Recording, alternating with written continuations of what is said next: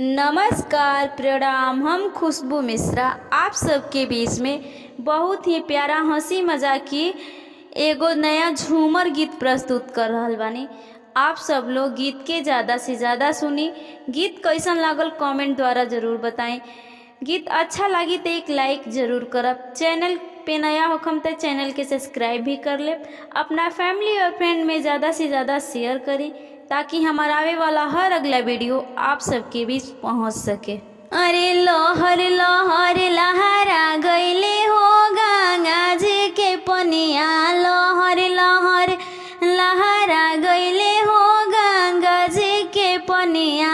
ओही लहरिया में सासू दहैली, ओही लहरिया में सासू दहैली। झगड़ा के झंझट ओरा गईले हो गंगा जी के पनिया, झगड़ा के झंझट ओरा गईले हो गंगा जी के पनिया।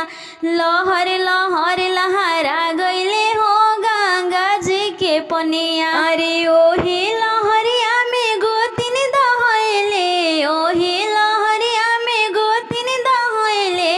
अलगा के दने ओरिया गईले हो गंगा जी के पनिया, अलगा के दने ओरिया गईले हो गंगा जी के पनिया। लहर लहर लहरा गईले हो गंगा जी के पनिया, लहर लहर लहरा गईले हो गंगा जी के पनिया। ओही लहरिया में ननद दहैले, ओही लहरिया में ननद दहैले। गौना के दने ओरिया गईले हो गंगा जी के पनिया, गौना के दने ओरिया गईले हो गंगा जी के पनिया। लहर लहर लहरा गईले हो गंगा जी के पनिया, लहर लहर लहरा गईले हो गंगा जी के पनिया।